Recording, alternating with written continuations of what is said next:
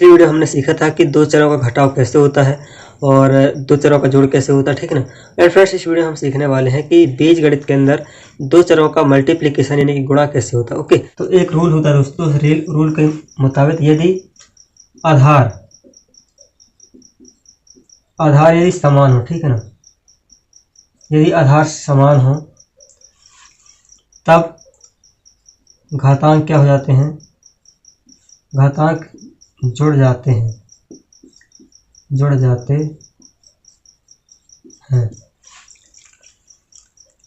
गुणा में।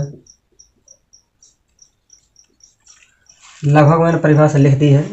तो होता दोस्तों यही नियम है कि यदि बीजगणित के अंदर यदि आधार समान है तो जो चरों की घातें हैं तो वो चर की घातें आपस में जुड़ जाती हैं। अब हम इसे और बेहतर तरीके से एग्जाम्पल से समझते हैं। x इंटू एक्स, तो देखिए इसकी घातांक एक है, जहाँ कुछ नहीं सो होती है आपको तो वहाँ पर एक रहती है, और यदि एक से ज़्यादा होगी 2 3 4 तो ऑलरेडी लिखी होगी, ठीक है ना। तो अभी हम इनको गुणा करेंगे तो गुणा में होगा क्या कि देखिए ये कहलाते हैं आपके आधार, और जहाँ आपकी समझ में नहीं आता है तो दोस्तों वीडियो को रिप्ले करके देख लीजिए।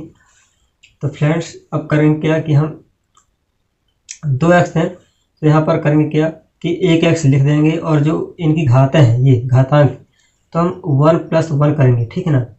और नियम भी हमारा यही है, जो परिभाषा है वो भी हमारी यही है कि जब आधार समान हो तो ये आपके आधार हैं, दोनों x क्या है समान है, यहाँ भी x है और यहाँ भी x है, और देखिए दोनों जगह x है तो x को हम कॉमन कर लेंगे और यहाँ पर जो आपकी घात है तो वो जुड़ जाएंगी, तो 1 + 1 हो जाएगी, तो यहाँ पर x घाते 2 हो जाएगा, यानी कि 2x का गुणा जो रिजल्ट आता है तो आपका x² आ जाएगा रिजल्ट, ठीक है ना। अब मान के चलिए कि यहाँ पर एक x होगा और एक y होगा, तो फिर रिजल्ट क्या आएगा, यदि एक x है और एक y है, y की घात भी 1 है, तब दोस्तों रिजल्ट क्या आएगा, तो यहाँ पर इनका मल्टीप्लिकेशन तो हो जाएगा। देखिए यदि चर अलग है फिर भी इनका गुणा हो जाएगा, लेकिन शर्त क्या है कि जो इनकी घातें हैं वो घातें आपस में नहीं जुड़ेंगी। यदि चर अलग हैं यानी कि आधार अलग अलग हैं तो जो आधार की घातांक है घातें हैं तो ये आपस में जुड़ेंगी नहीं बस, ठीक है ना। तो हम इनका गुणा करेंगे तो यहाँ पर x घाते 1 और y घाते 1 आ जाएगा, यानी कि रिजल्ट आएगा आपका xy टोटल, ठीक है ना। तो जिनकी घातें हैं तो घातें अलग ही लिखी रहेंगी। और एक एग्जाम्पल और लेते हैं, 2x इंटू 3y। देखिए होगा क्या यहाँ पर जो ये आपके अचर हैं तो अचर का गुणा अचर से हो जाएगा, इसका गुणा इससे हो जाएगा, तो हो जाएगा रिजल्ट आपका आएगा यहाँ पर 3 दूना 6। और जो एक्स वाई है तो ये एक्स वाई आपस में इनकी जो घातांक हैं ये नहीं जुड़ेंगी, हम केवल एक्स और वाई को लिख देंगे, ठीक है ना। तो ये रिजल्ट आएगा आपका 2x इंटू 3y का रिजल्ट आएगा आपका जो है 6xy। अब मान के चलते हैं कि यहाँ पर y की घातांक 2 है और इंटू y की घातांक 3 है, ठीक है ना।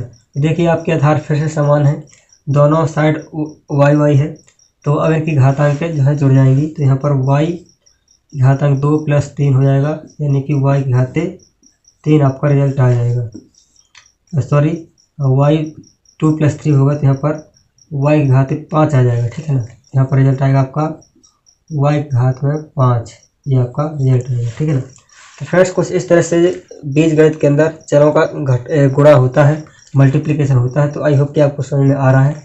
चलिए कुछ और एग्जाम्पल लेते हैं। और मान के चलिए यहाँ पर 2x की घात 3 है और इंटू, या फिर 1 इंटू ऐसा भी होता है दोस्तों ब्रैकेट वाला यानी कोष्टक वाला, और 2x टू यहाँ पर 3 है। ओके, तो हम इसे पावर भी बोलते हैं, यानी कि घातांक को पावर भी बोलते हैं। तो देखिए जो आपकी अचर है तो अचर का गुणा अचर के साथ हो जाएगा, तो इसका गुणा इसके साथ, तो 2 दूनी 4। फिर यहाँ पर x और x है, तो देखिए आधार समान है तो भले ही इनकी घातें अलग हो, मान के चलिए यहाँ पर इसकी घात 4 है, ठीक है ना। तो यदि आधार समान है, दोनों साइड x है भीतर बाहर, तो आधार समान है तो इनकी घातें जुड़ेंगी, तो हम 1x लिखेंगे।